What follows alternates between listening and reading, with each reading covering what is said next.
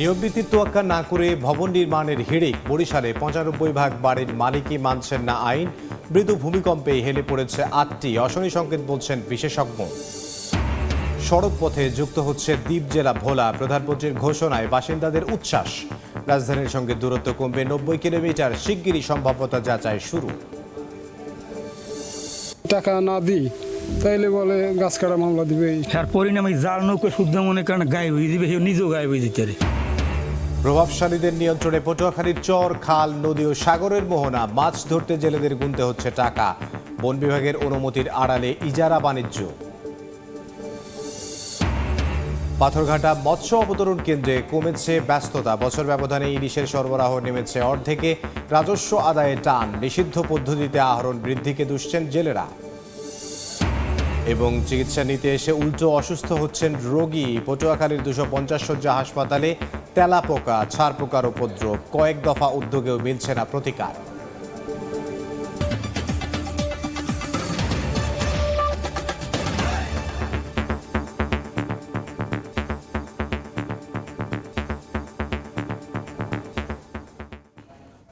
আমন্ত্রণ সময় সংবাদের নিয়মিত আয়োজন। বিভাগীয় সময়ে থাকছি সপ্তাহের ৭ দিন ভিন্ন ভিন্ন বিভাগের সংবাদ নিয়ে।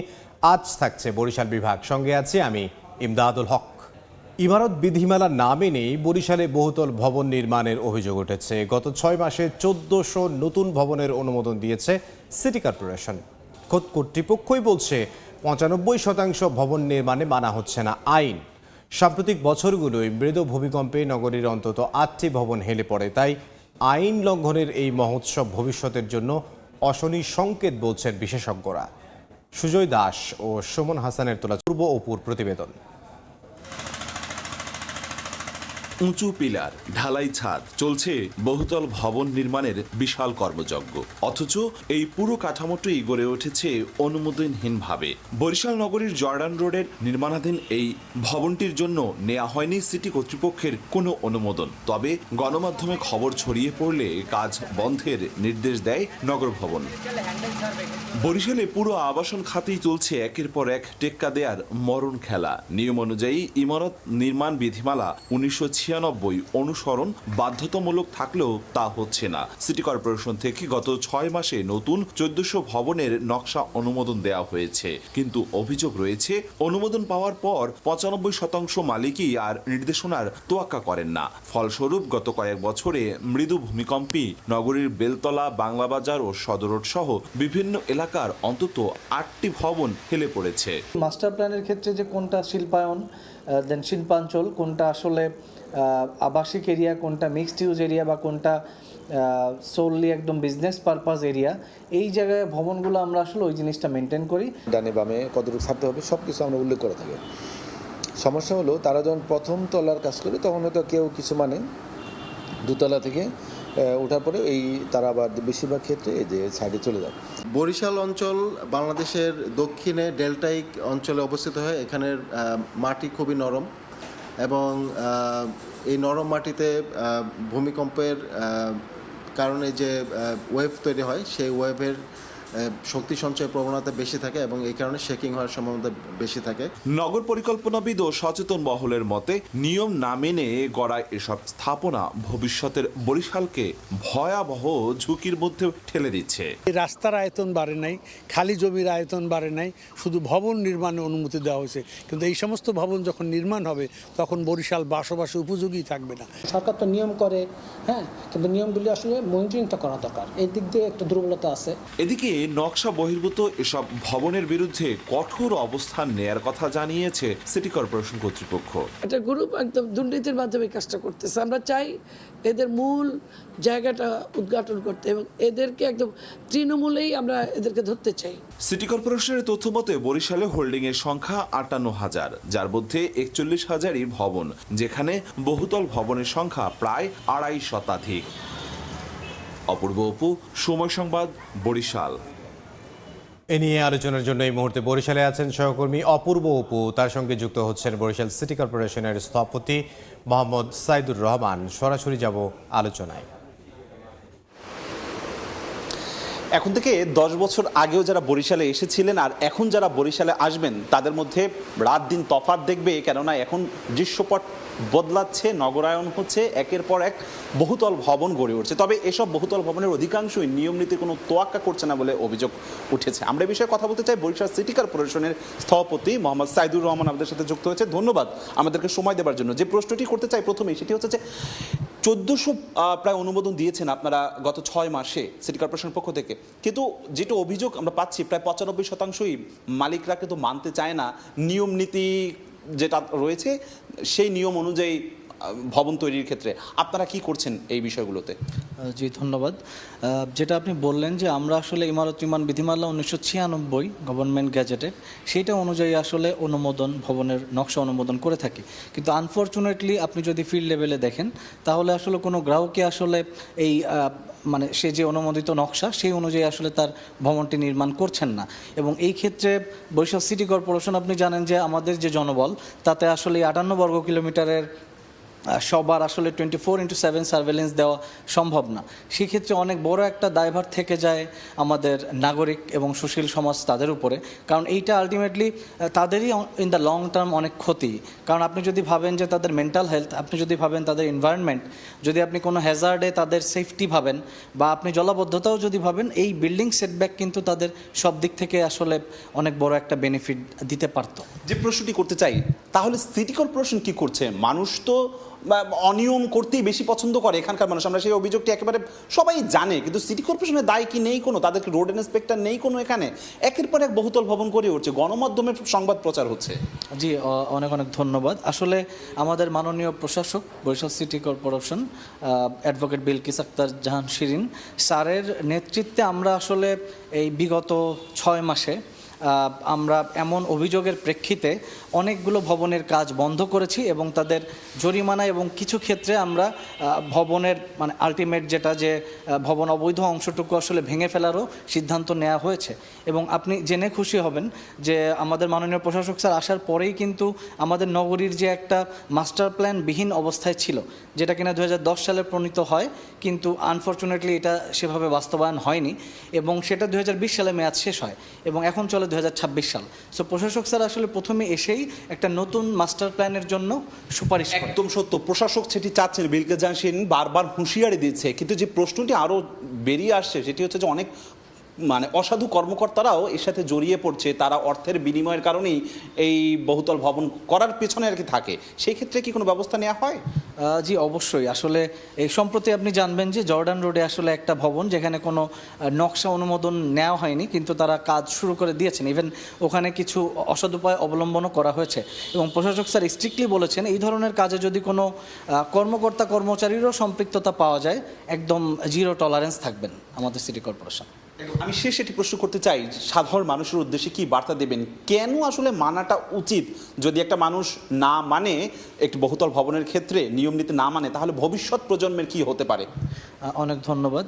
আমরা সম্প্রতি সময়ে কিন্তু দেখছি যে বাংলাদেশে খুব বেশি ঘন ঘন ভূমিকম্প হচ্ছে এবং আমরা জানি বরিশাল শহরের 2-1টা ভবনে এমন নিদর্শনও পাওয়া গিয়েছে যে তারা হেলে পড়েছে। তার মানে আপনি যদি একটা ভবন করেন, আপনি সেখানে নিজে থাকবেন এবং সেখানে যদি প্রপার সেফটি মেনটেন না করেন, বিল্ডিং রুল না মানেন, তাহলে এটা আসলে আপনার এবং আপনার পরিবারের জন্য একটা জীবন নাশের হুমকি। তো সেই ক্ষেত্রে যদি আমরা আসলেই একটা বাংলার ভেনিস হিসেবে বরিশালকে দেখতে চাই, তাহলে আমাদের অনুরোধ থাকবে যে তারা যেন আসলে এই নকশা অনুমোদনের ক্ষেত্রে বা নকশা তৈরির ভবন তৈরির ক্ষেত্রে এবং মাস্টার প্ল্যান মানার বিষয়ে সচেষ্ট থাকেন। একদম বরিশাল সিটি কর্পোরেশনের পক্ষ থেকে যে আহ্বানটি জানানো হচ্ছে যে নিয়ম নীতি মেনেই যেন ভবনগুলো তৈরি করা হয়, যদি না হয় সেই ক্ষেত্রে কিন্তু শুধুমাত্র ব্যক্তিগতভাবে সে লাভবান হবে না, সবাইকে নিয়ে ক্ষতিগ্রস্ত হবে। ভবিষ্যৎ প্রজন্মের জন্য বরিশাল বসবাসের অনুপযোগী হয়ে পড়বে। এটি বরিশাল সিটি কর্পোরেশন থেকে বারবার আহ্বান জানানো হচ্ছে। আমার কাছে সবশেষ আপাতত এতটুকুই খবর ছিল। বরিশাল থেকে সহকর্মী অপূর্ব অপু, তার সঙ্গে ছিলেন সিটি কর্পোরেশনের স্থপতি মোহাম্মদ সাইদুর রহমান। সড়কপথে যুক্ত হচ্ছে দ্বীপ জেলা ভোলা। রহমতপুর, হিজলা, মেহেন্দিগঞ্জ রুটে মহাসড়ক নির্মাণের নির্দেশ দিয়েছেন প্রধানমন্ত্রী। প্রকল্পটি বাস্তবায়িত হলে ভোলার সঙ্গে বরিশাল ও ঢাকার সরাসরি সড়ক যোগাযোগ তৈরি হবে। এতে সময় ও খরচ দুটোই বাড়বে, দুটোই কমবে। প্রকল্প সংশ্লিষ্টরা জানান, প্রস্তাবিত রুটে সড়ক প্রশস্ত, নতুন সড়ক নির্মাণ এবং 3টি ছোট সেতু নির্মাণ করা হবে। প্রধানমন্ত্রীর ঘোষণায় উচ্ছ্বসিত ভোলাবাসী। নাসিরউদ্দিন লিটনের রিপোর্ট, ছবি তুলেছেন উৎপল দেবনাথ। মেঘনা, তেঁতুলিয়া ও বঙ্গোপসাগর ঘেরা দেশের একমাত্র দ্বীপ জেলা ভোলার মানুষের বড় অপূর্ণতা সড়ক যোগাযোগ। গ্যাস সমৃদ্ধ এ জেলায় কৃষিপণ্য ও রূপালী ইলিশ জাতীয় অর্থনীতিতে গুরুত্বপূর্ণ ভূমিকা রাখলেও সড়কের মাধ্যমে মূল ভূখণ্ডের সঙ্গে যুক্ত হতে পারেনি আজও। তবে আশার আলো দেখিয়েছেন প্রধানমন্ত্রী তারেক রহমান। গত 22 আগস্ট রহমতপুর, হিজলা, মেহেন্দিগঞ্জ, ভোলা রুটে মহাসড়ক নির্মাণের মাধ্যমে বিচ্ছিন্ন দ্বীপকে জাতীয় সড়কের নেটওয়ার্কের আওতায় আনার ঘোষণা দেন প্রধানমন্ত্রী। নতুন একটা প্রস্তাবনা আসছে, মাননীয় প্রধানমন্ত্রীকে এই জন্য অভিনন্দন জানাই। আমাদেরকে মূল ভূখণ্ডের সাথে মহাসড়কের মাধ্যমে সংযুক্ত করা হবে, এটা অবশ্যই আনন্দের বিষয়। বরিশাল ভোলার এই রাস্তাটা আগে হওয়া উচিত এবং এটাকে প্রাধান্য দিয়ে কাজ এগিয়ে গেলে ওগুলো সাইড বাই সাইড এগিয়ে যাবে, আসবে বলে আমি মনে করি। সড়ক বিভাগ জানিয়েছে, রহমতপুর, হিজলা, মেহেন্দিগঞ্জ, ভোলা রুটে মহাসড়ক নির্মাণে নতুন করে 21.5 কিলোমিটার রাস্তা নির্মাণ করা হবে। এছাড়া ভোলা থেকে শরীয়তপুর, ঘোষেরহাট হয়ে রাজধানী ঢাকার সঙ্গে দূরত্ব কমবে প্রায় 90 কিলোমিটার। ঢাকার সাথে ভোলার সড়ক যোগাযোগের যে সময় এবং খরচ দুইটিই কমবে। সড়ক ও জনপদ অধিদপ্তর দীর্ঘদিন ধরে কাজ করে আসছে। বর্তমানে ভোলা থেকে লাহারহাট হয়ে বরিশালের দূরত্ব 55 কিলোমিটার, আর প্রস্তাবিত রহমতপুর, হিজলা, মেহেন্দিগঞ্জ, ভোলা মহাসড়কের দূরত্ব হবে 75 কিলোমিটার। সম্ভাব্যতা যাচাই সহ যার বাস্তবায়নের সময় লাগবে 4 থেকে 5 বছর। নাসিরউদ্দিন লিটন, সময় সংবাদ, ভোলা। বিভাগীয় সময় আরও থাকছে। বাস ও 3 হুইলার শ্রমিকদের দ্বন্দ্ব। বরিশাল থেকে আঞ্চলিক রুটে বাস চলাচল বন্ধ ঘোষণা, সমাধানে বৈঠকে মালিকপক্ষ, ভোগান্তিতে যাত্রীরা। প্রভাবশালীদের নিয়ন্ত্রণে পটুয়াখালীর চর, খাল, নদী ও সাগরের মোহনা। মাছ ধরতে জেলেদের গুনতে হচ্ছে টাকা। বন বিভাগের অনুমতির আড়ালে ইজারা বাণিজ্য। এই সিন্ডিকেটের কাছে জিম্মি মৎস্যজীবীরা। তকিব পেদার ছবিতে শিকদার জাবির হোসেনের রিপোর্ট। প্রায় 1.5 কোটি টাকা হাতিয়ে নিয়ে চলে আসে। যদি আমি টাকা না দিই তাইলে বলে গাছ কাটা মামলা দিবে।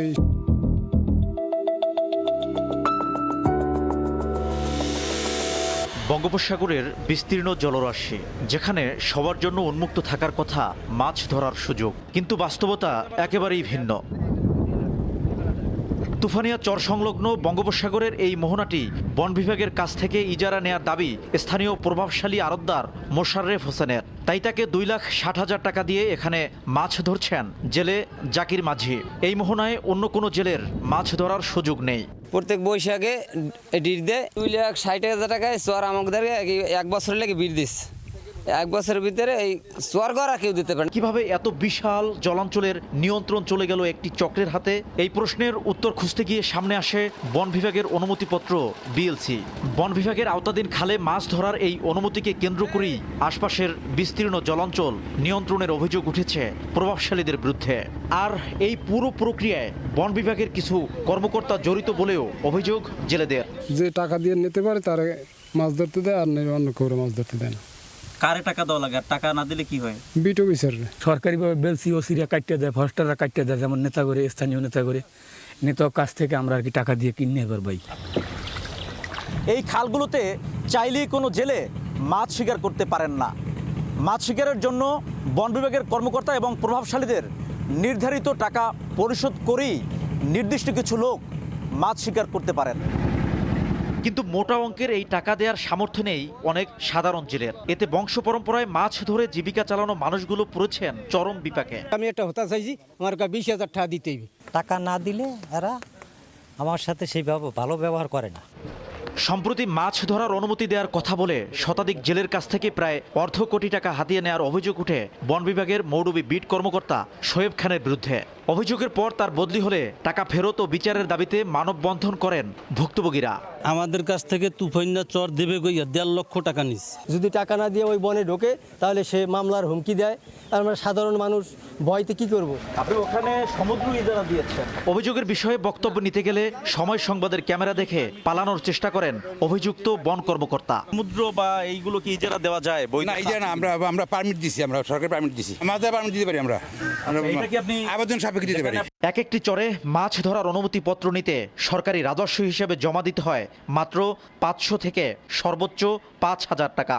অথচ এর আড়ালে 5 থেকে 10 লাখ টাকা পর্যন্ত লেনদেনের অভিযোগ রয়েছে। এই মাছের ইটা আমি ডিল করছি, আমি জানি চর আছে, এক একটা চর বা একটা খাল এখন এটা দীর্ঘদিন ধরে চলে আসছে।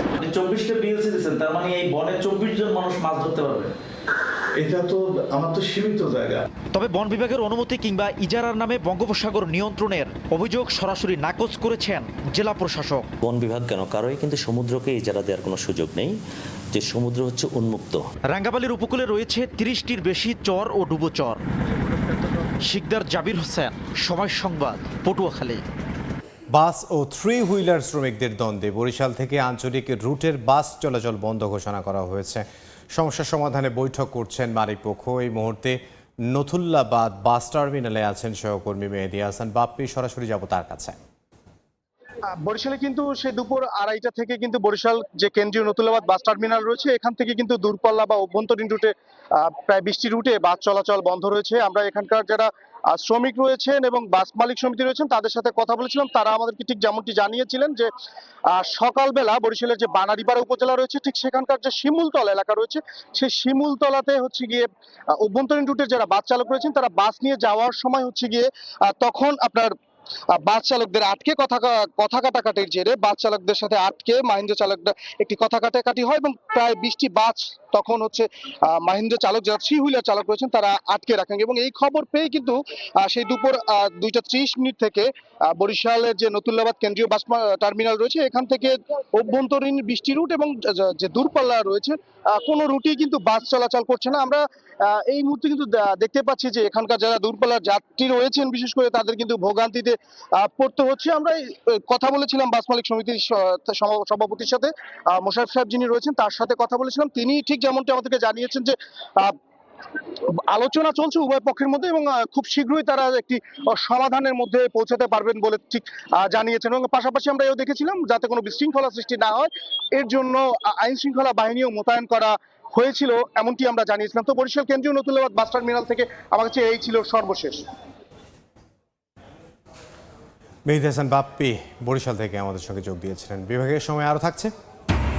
পিরোজপুরে বাড়ছে মাল্টা চাষ, অনুকূল আবহাওয়ায় মিলছে ভালো ফলন, লাভবান হচ্ছেন বাগানীরা, সহযোগিতা করছে কৃষি বিভাগ। বরগুনার পাথরঘাটা মৎস্য অবতরণ কেন্দ্রে কমেছে ব্যস্ততা, বছর ব্যবধানে ইলিশের সরবরাহ নেমেছে অর্ধেকে। কমেছে রাজস্ব আদায়ও, নিষিদ্ধ পদ্ধতিতে আহরণ বৃদ্ধিকে দুষছেন জেলেরা। রুবেল হোসেনের ছবিতে সাইফুল মিরাজের রিপোর্ট। সামুদ্রিক মাছ অবতরণের দিক থেকে দেশের দ্বিতীয় বৃহত্তম বরগুনার পাথরঘাটা মৎস্য অবতরণ কেন্দ্র। সমুদ্র থেকে মাছ শিকার শেষে এই অবতরণ কেন্দ্রে বিক্রি করতে নিয়ে আসেন জেলেরা। 58 দিনের নিষেধাজ্ঞার পর 12 জুলাই থেকে 21 আগস্ট পর্যন্ত গত বছরের তুলনায় চলতি বছর এই অবতরণ কেন্দ্রে কমেছে মাছ অবতরণ। গত বছর পাথরঘাটা মৎস্য অবতরণ কেন্দ্রে মোট মাছ অবতরণ হয়েছিল 429 মেট্রিক টন। এর মধ্যে ইলিশ ছিল 317 মেট্রিক টন এবং অন্যান্য মাছ ছিল প্রায় 112 মেট্রিক টন। চলতি বছর মোট মাছ অবতরণ হয়েছে প্রায় 406 মেট্রিক টন। মনে করেন 6 লাখ এত মানমান আইবে না। ট্রলিং সব কাছে লইয়ায় যদি ট্রলিং না বন্ধ হয় তাহলে এই বোর্ডে 2-1 বছরের মধ্যেই কোনো মাছ লাগবে না। চলতি বছর রাজস্ব আদায় হয়েছে 31,79,735 টাকা, যা গত বছরের রাজস্ব আদায়ের তুলনায় প্রায় 24% কম। ইলিশের অবতরণ কম হয়, আমাদের রাজস্বের পরিমাণটা একটু মৎস্য অবতরণ চার্জ যেটা আমরা নিয়ে থাকি সেটার পরিমাণ কমে গেছে। মৎস্য বিভাগ বলছে অবৈধ ট্রলিং মালিকদের কৌশলগত কারণে ট্রলিং দিয়ে মাছ শিকার বন্ধ করা যাচ্ছে না। মৎস্য অধিদপ্তর যে লজিস্টিক ক্ষমতা আছে, যে সাপোর্ট আছে, এটাও বৃদ্ধি করা দরকার। তাহলে তাদের সাথে আমাদের পেরিয়ড অনেক কঠিন হয়ে যায়। পাথরঘাটা মৎস্য অবতরণ কেন্দ্রে বিক্রি করা মাছের মোট দামের 1.25% রাজস্ব আদায় করে সরকার।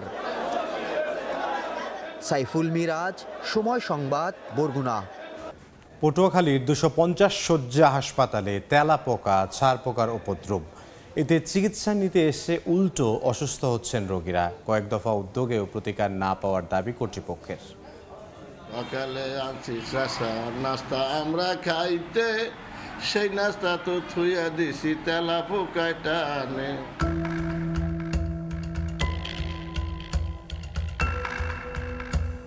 বিছানার তোষক তুলতেই তেলাপোকা আর ছারপোকার ছোটাছুটি, উৎপাতে অতিষ্ঠ রোগী ও স্বজনরা।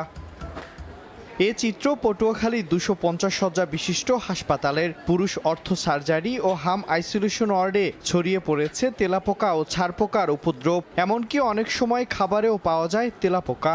এতে বাড়ছে স্বাস্থ্য ঝুঁকি। চিকিৎসা নিতে গিয়ে উল্টো ভোগান্তি রোগী ও স্বজনদের।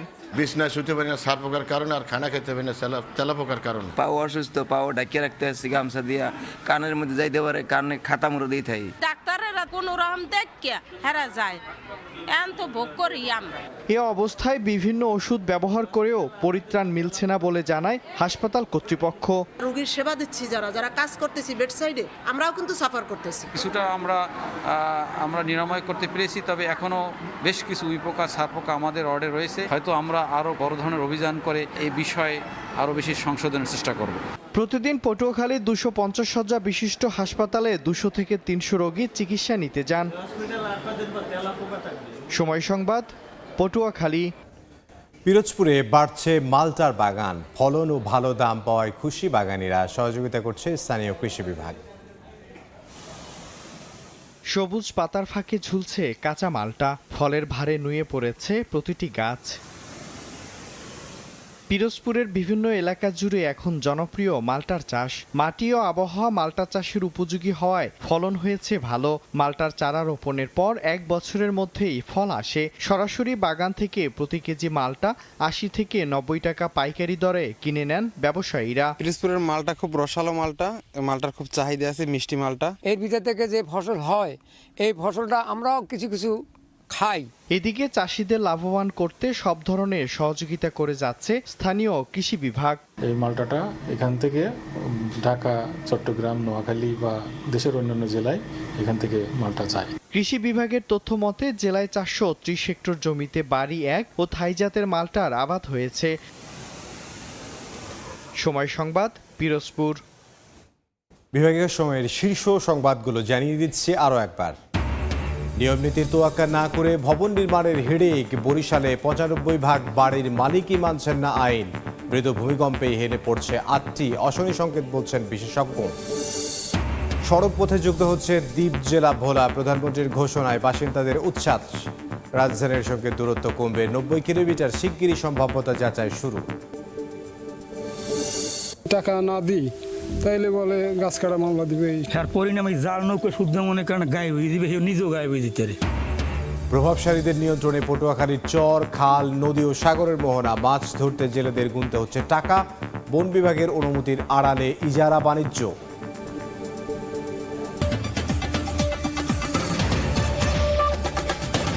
এই ছিল বিভাগীয় সময়ে। আগামীকাল থাকবো রংপুর বিভাগের আয়োজন নিয়ে, এরপর আন্তর্জাতিক সময় নিয়ে। সঙ্গে থাকবেন সহকর্মী আলিশা ইসলাম।